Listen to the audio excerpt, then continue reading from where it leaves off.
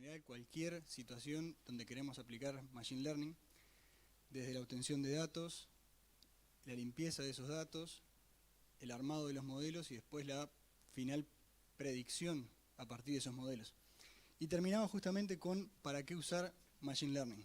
Esto fue hace 2 años. Y la idea de esta presentación es justamente retomar desde acá, hacer un breve resumen de lo que vimos en el GX27 y empezar a mostrarles algunos casos que hemos estado aplicando justamente acá en Uruguay con inteligencia artificial, ¿sí? Entonces, breve resumen de algunos conceptos.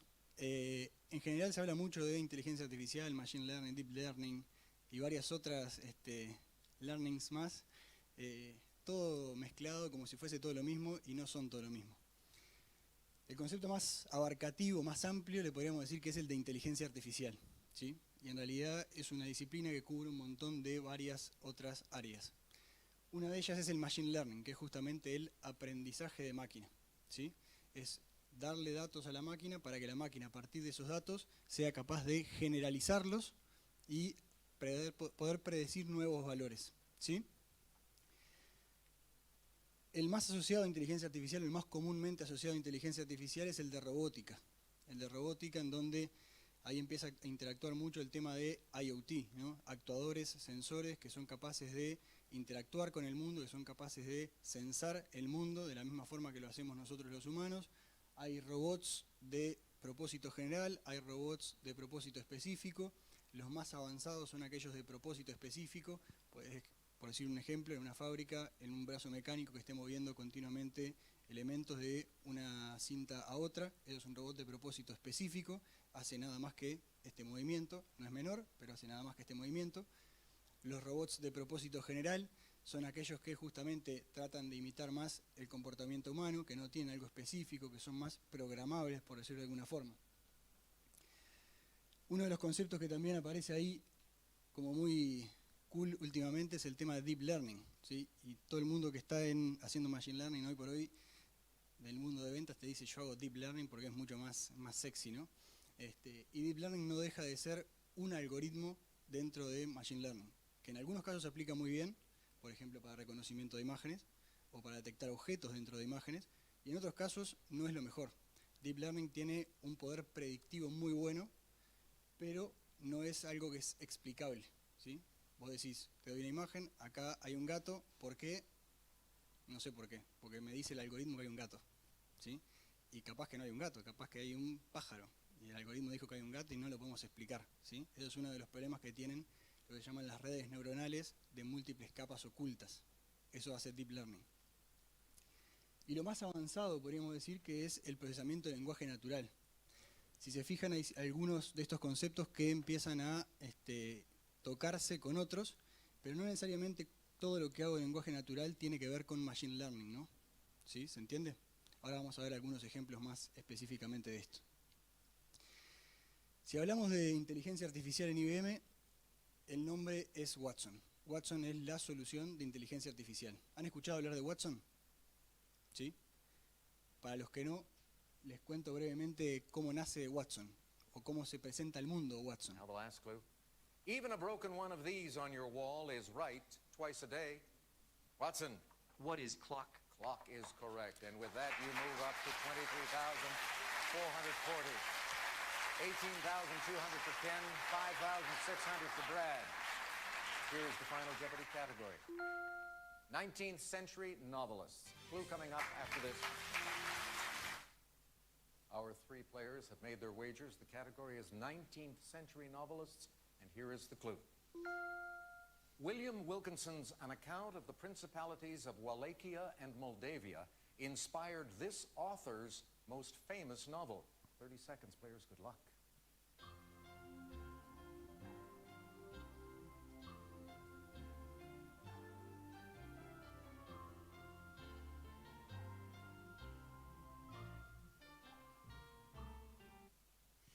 Bueno, ese era el final de la competencia, ¿no? Watson compite en 2011 contra la persona que más plata había ganado en este juego, ¿sí? En la historia, y más tiempo, contra la otra persona, más tiempo había ganado el juego, ¿sí? Una vez que vos ganás el juego, podés seguir jugando en los siguientes, ¿no? Fue una competencia de 3 días, en donde Watson al principio arrancó bien, iba muy parejo, el segundo día, al final del primer día empieza a decaer, y en el segundo día y tercero remonta, justamente aprendiendo de cómo tiene que interactuar en este juego, ¿no? En este tipo de juego, como vieron, no es que se hace una pregunta y el participante da una respuesta, sino que el anfitrión hace como una aseveración, ¿sí? Y el participante tiene que inferir qué es lo que se está hablando. Y en función de la categoría de lo que se está hablando, la respuesta puede variar, ¿sí? Hay muchas ambigüedades, hay muchos juegos de palabras. Es un juego en donde el anfitrión hace la pregunta en forma hablada, no la hace escrita.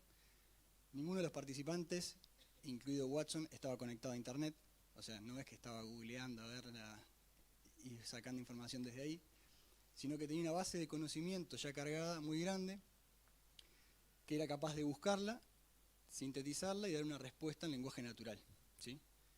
Todas estas capacidades que les comentaba, que tenía Watson en este juego, la capacidad de escuchar justamente lo que el anfitrión estaba diciendo, la capacidad de comprender lo que el anfitrión estaba diciendo y el texto o el significado de lo que estaba diciendo ahí, la capacidad de inferir de qué tema, de qué concepto, de qué entidades estaban hablando en esa pregunta, la capacidad de buscar en una base de conocimiento muy amplia, razonar de justamente de todas las posibles respuestas cuáles eran las que se adecuaban a la categoría específica que se estaba preguntando, y después sintetizar la respuesta justamente en forma hablada. Son todas las capacidades que IBM agarró, separó. Al principio estaban en formato heladera, en una gran caja que se vendía de forma individual, se separaron en lo que llaman servicios y se exponen justamente en la nube de IBM, ¿sí? En IBM Cloud. Todas estas capacidades, escuchar, es decir, transcribir de texto, de voz a texto, la capacidad de comprender, lenguaje natural, de generar un diálogo, la capacidad de inferir con Machine Learning justamente, la capacidad de buscar con Watson Discovery, la capacidad de razonar con Knowledge Studio y la capacidad de hablar con Text-to-Speech, son todos los servicios que hoy se encuentran disponibles en la nube. Esto fue principios de 2014 más o menos que se empiezan a disponibilizar. Al día de hoy ha evolucionado mucho más. Existen todos estos servicios que están disponibles para ser utilizados. Todos estos servicios ya tienen un modelo de base predefinido. Nosotros no tenemos que ser data scientists o ser expertos en la materia justamente para poder utilizarlos. Todos estos servicios exponen APIs que ya tienen modelos por detrás predefinidos y nosotros simplemente los utilizamos. Obviamente en algunos casos tenemos que entrenarlos, tenemos que tunearlos un poquito, tenemos que enseñarle nuevos conceptos que queremos que el asistente, el reconocimiento de imágenes, la transcripción o lo que sea entienda. Pero ya nos dan unos aceleradores muy grandes. Y ahora vamos a ver algunos de los ejemplos que hemos aplicado acá en Uruguay justamente con este tipo de servicios. El primero y el más popular es el de asistentes virtuales o chatbots. ¿Han escuchado hablar de chatbots? Seguramente sí. Les voy a mostrar uno público que cualquiera de nosotros puede acceder, que es el de Banco Itaú, acá en Uruguay. Si se fijan, y después lo voy a contrastar con un asistente no cognitivo justamente, para que vean la diferencia entre uno y otro. Le pregunto, quiero aumentar el límite de mi tarjeta de crédito. ¿Sí? Es un asistente con un diálogo abierto, no me está sesgando, no me está diciendo, te puedo responder A, B, C y D, decime qué querés, yo te respondo.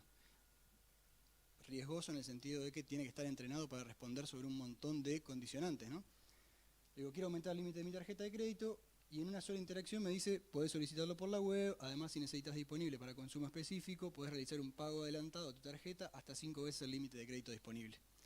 Yo esto efectivamente lo usé, no lo sabía que se podía hacer. En educación financiera no es tan buena, evidentemente, pero al interactuar con el asistente, justamente el asistente me educó, me enseñó cómo puedo hacer además, o sea, me resolvió el problema y además me enseñó qué es lo que puedo hacer. El siguiente caso es justamente un contraste de esto, es un contraejemplo. Es un asistente en WhatsApp no cognitivo. Seguramente han visto muchos asistentes en WhatsApp en este evento, además también, ¿no? Este es el caso de un banco, ¿sí? En este banco vos tenés que arrancar ya ingresando tu cédula, ya tenés que comprometer algún dato personal para que te atienda, si no, no te atiende. Esto es un caso real, lo hizo mi cuñada, se quería ir de viaje, quería justamente aumentar el límite de su tarjeta de crédito también.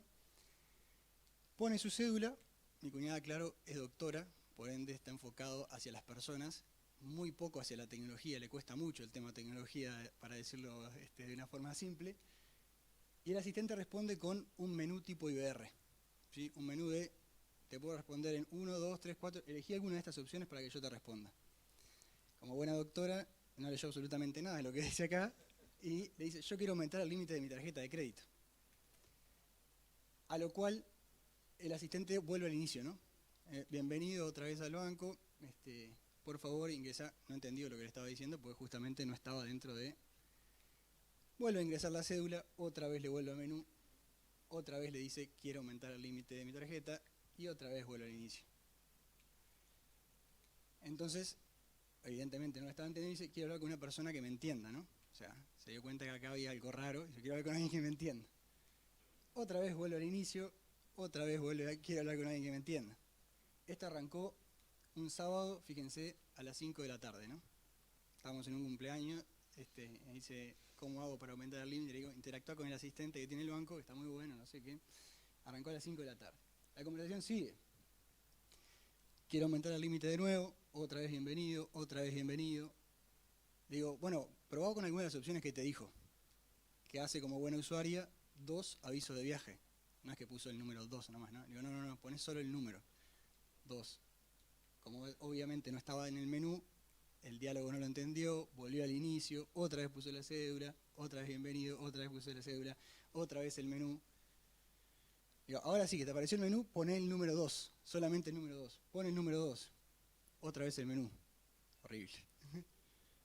En algún momento agarró, prendió, entendió, el asistente tomó el 2, en algún momento dice, bueno, ¿cuál es el país que vas a viajar? Estados Unidos, fecha, ingresa la fecha y fecha de regreso y de repente salta con la fecha de ingreso no es válida. O sea, muy raro, ¿no? Ella sigue de largo, respondiendo a esta pregunta justamente, sigue de largo.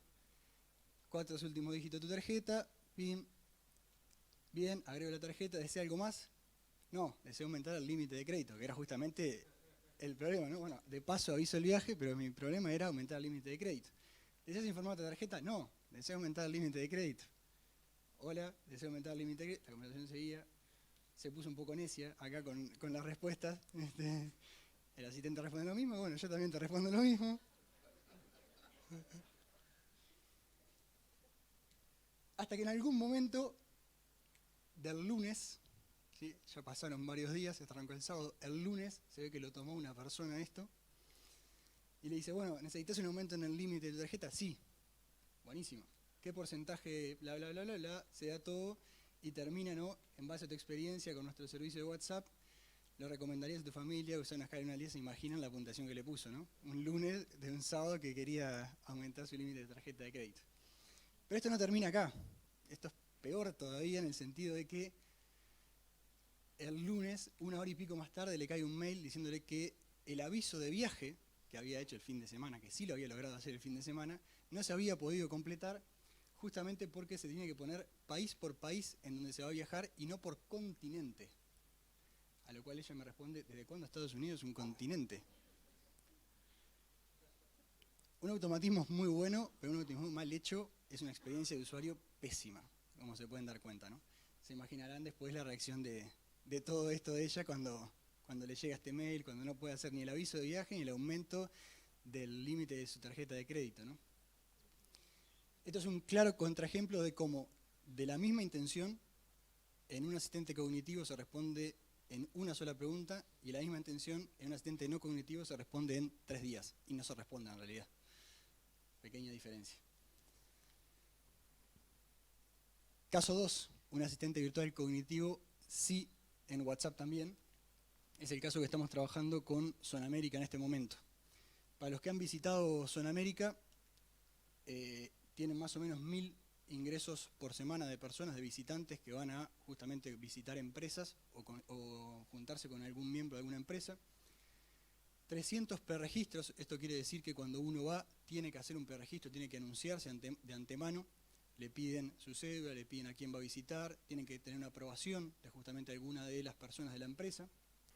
Más o menos, si no se hace el preregistro, el ingreso en el parque demora entre 15 y 30 minutos, lo llevan a uno a esta pecera que está acá, ¿sí?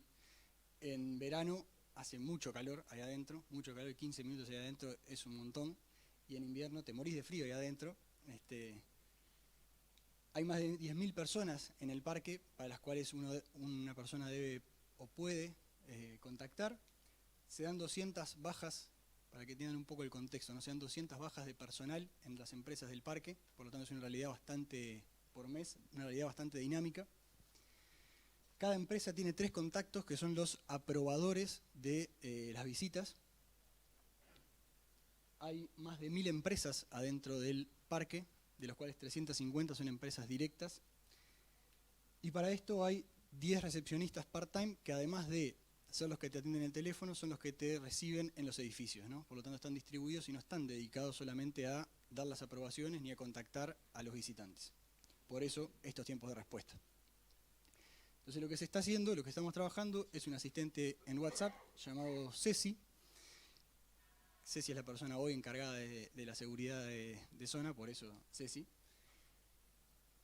Cuyo objetivo es hacer el preregistro, es decir, vos estás yendo de camino hacia Zona América, mandás un mensajito a Ceci, haces el preregistro mientras vas en el viaje y cuando llegás ya tenés tu código QR listo para entrar, presentar en la entrada y no comerte esos 15, media horita de ingreso. Este asistente, además de estar utilizando Watson Assistant, que es el servicio de Watson para hacer un diálogo, para entender justamente el lenguaje natural y dar una respuesta, tiene 2 modelos custom de Machine Learning, uno para entender justamente, no es acá, perdón, acá, el nombre de la persona y poder hacer el match con cuál es la persona o el nombre exacto con el que querés visitar, y otro para entender la empresa. Como les decía, hay muchas empresas que son indirectas, es decir, que son empresas subsidiarias de otra empresa, entonces puede ser que una persona diga que quiere visitar a Juan Pedro de la empresa A, cuando en realidad Juan Pedro trabaja en la subsidiaria de la empresa. Entonces el asistente tiene que ser capaz de entender que, como Juan Pedro trabaja en la subsidiaria, también es parte de la empresa padre, ¿sí? Este es el segundo modelo custom que está armado, ¿se entiende? Entonces, con la integración de 2 modelos custom, uno de personas y otro de empresas integrados con Watson Assistant, es que se resuelve este tipo de asistentes. Sin estos tipos de modelos de inteligencia artificial o de machine learning es imposible hacer este tipo de cosas, ¿sí? Es imposible. Si hay alguna duda, por favor interrúmpanme, o pregunten tranquilamente. Caso 3, un buscador cognitivo, ¿sí? ¿Cuál es el buscador más inteligente que ustedes conocen o utilizan hoy por hoy? Google. ¿Es un buscador inteligente? Hay muchos no. O ya vieron esta presentación o... Bueno, por si alguno piensa que es inteligente, que busque en Google, en la parte de imágenes, autos rojos, ¿sí? Y que se fije qué es lo que le va a dar. Y después busque autos que no son rojos. Y después fíjense qué les da. Les anticipo la respuesta, le va a dar autos rojos. ¿Qué significa esto? No es que Google no sea un excelente buscador. Esto significa que Google no interpreta el lenguaje natural. Google lo que hace es preponderancia de palabras, ¿sí? Importancia de las palabras. El qué no es, no le importa, es irrelevante en la oración. Entonces lo que termina buscando son autos rojos, siempre. Elimina todo lo que es contextual.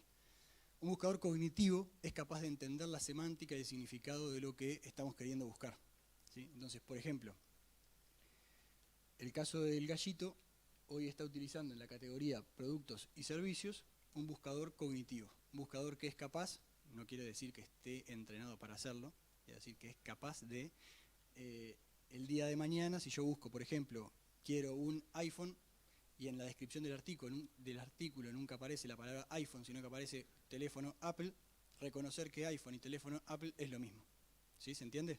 Eso es un buscador cognitivo, es capaz de hacer inferencias de significado de las palabras. En el caso del gallito, ellos están utilizando un buscador no cognitivo basado en Apache Solar. Habían hecho una inversión inicial de $40.000 y tenían un mantenimiento mensual de $700 por mes. Pasamos a un buscador cognitivo basado en Watson Discovery, que están pagando aproximadamente $600 mensuales, eso fue la inversión que hicieron, y esta es la respuesta del CEO del país, diciendo 5 veces menos costo y una solución real. Lo que les pasaba con el buscador anterior era que en muchos casos, si no estaba la palabra exacta tal cual la persona que estaba buscando estaba ingresada en el artículo no aparecía. Con este buscador empezó a aparecer, ¿sí? Diferencia de nuevo entre una solución cognitiva basada en Machine Learning y una solución basada en simplemente palabras. Caso 4. Clasificación de documentos. Este es un caso de una empresa de seguros. Esta empresa de seguros hace unos 4 o 5 años empezó a digitalizar todos sus procesos y a automatizar todos sus procesos con BPM, utilizando justamente la solución de IBM BPM. Una vez que tenía todos los procesos digitalizados y automatizados, se dio cuenta que estos procesos muchas veces estaban basados en papel. Entonces compraron una solución de gestión de contenidos llamada Enterprise Content Management de IBM también. Cuando se produce un siniestro, ¿sí? Es decir, alguien choca con su auto, por ejemplo, se generan un montón de archivos en papel. Y hasta antes de esta solución, la forma de trabajo era cada uno en su escritorio, cada persona en su escritorio, con una bandejita metálica, le llegaban una carpetita con todos los documentos, se la ponían acá, hacía su trabajo en sus sistemas, agarraba la carpetita, lo llevaba al siguiente escritorio, pasa a la siguiente mano. La siguiente persona agarra, llena sus documentos, lo pasa a la siguiente. Y así era el trabajo. Una de estas tareas, mientras iba pasando la carpeta, era meter todos estos documentos, digitalizarlos y meterlos en una bolsa, ¿sí? En una carpeta que daba en estilo bolsa. Y una siguiente tarea, habían 5 personas responsables de ella, que era clasificarlos, ¿sí? Era agarrar el documento, abrirlo y decir, esto es una cédula. Entonces lo muevo a la carpetita cédulas. Doble clic de nuevo, esto es una libreta de propiedad. Lo meto a la carpetita libreta de propiedad. Doble clic, esto es un parte. Entonces lo muevo a la carpeta partes del siniestro. Y así con cada uno de los documentos. Imagínense, en una empresa con 80.000 siniestros por año y 40 tipos de documentos distintos que se pueden llegar a generar en un siniestro, el trabajo que tenían estas 5 personas, ¿no? Todo el día abriendo un documento, moviéndolo a una carpeta, abriendo un documento, moviendo una carpeta, abriendo un documento, moviendo una carpeta. Trabajo tedioso, porque es siempre lo mismo, repetitivo y con una tasa de error muy alta. Después de 3 horas que estás mirando documentos, abriendo y moviendo, las chances de error son muy altas. Entonces lo que les propusimos es, ya tenés digitalizados tus procesos, tenés tus documentos digitalizados, ¿por qué no empezás a automatizar algunas tareas? Entonces, con una combinación de RPA, Robotic Process Automation, y Watson Visual Recognition, somos capaces de replicar exactamente el mismo trabajo que hacen hoy estas personas. El trabajo de abro un archivo, lo mando a Watson que lo clasifique, Watson me dice esto es una libreta de propiedad, entonces lo muevo a la carpeta libretas de propiedad. Ese trabajo con la combinación de estas 2 herramientas es totalmente automatizable. La demo la hicimos sin RPA, es decir, ellos nos decían RPA lo conozco, sé que funciona muy bien, pero Watson puede detectar justamente los tipos de documentos distintos o los tipos de archivos distintos. Entonces hicimos una pruebita justamente con cédulas de identidad, libretas de conducir y libretas de propiedad. Como se pueden ver acá, Watson es capaz de detectar justamente cada uno de los tipos de documentos que se almacenan y se gestionan y clasificarlos correctamente. Además, Watson trabaja 24 horas del día, no se cansa y no comete errores, ¿sí? Siempre y cuando esté bien entrenado. Ahora, un pasito más. Puedo clasificar los documentos, puedo automatizar justamente la clasificación y la catalogación de esos documentos. Ahora quiero empezar a extraer información de esos documentos. Y muchas veces las cédulas no vienen en formato prolijito, recortado en la esquina superior izquierda, sino que vienen tiradas ahí, le saco una foto, ¿no? Caso por ejemplo. Entonces, ¿cómo hacemos para extraer información de acá? Diría, la respuesta típica es hacer un OCR. Un OCR en un tipo de documento así no funciona ni a palos. Entonces, lo que hay que hacer es empezar a detectar justamente los bordes de esa cédula. Nosotros, esto es el algoritmo que hicimos, un modelo específico para hacer esto. Todo eso lo hicimos en una sola línea. Acá lo empezamos a partir conceptualmente para que se pueda ver lo que hace el modelo. Detectar bordes, girarla en el sentido del el borde más largo. Esto me da 2 opciones. con un algoritmo de detección de rostros, detectar justamente en dónde están las caras, y la cara que tiene mayor probabilidad de ser un rostro es la cara que está frontal, por ende nos quedamos con esta imagen. Una vez que tenemos esa imagen, no sé si llega a ver ahí, se detectan las esquinas, las 4 esquinas de la cédula, hay 4 puntitos ahí en rojo, y con esas esquinas se recorta. Y una vez que tenemos la imagen recortada, es muy fácil aplicar, y frontal y derechita, es muy fácil aplicar un OCR para extraer los datos. Esto automáticamente permitiría, a partir de una cédula, extraer datos e inicializar un proceso.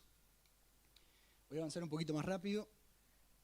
Ahora, un paso más todavía. Quiero empezar a detectar objetos, ¿sí?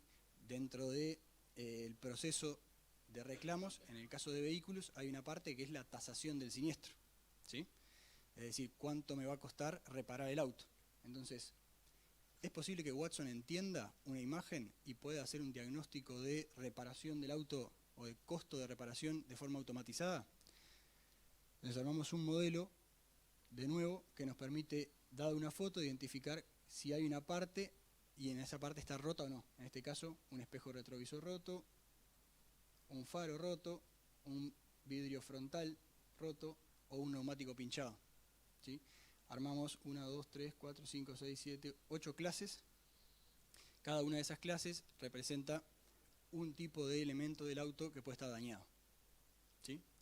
Watson es capaz de detectar objetos dentro de una imagen. Ahora, versión 2 de este mismo problema es, Watson es capaz de hacerlo todo junto en una imagen, no una clasificación, porque el caso anterior es una clasificación. ¿Es capaz de detectar todo junto en una imagen?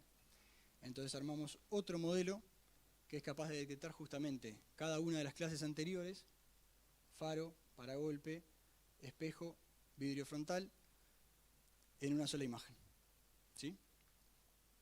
Con esto justamente el proceso de tasación se podría empezar a automatizar también.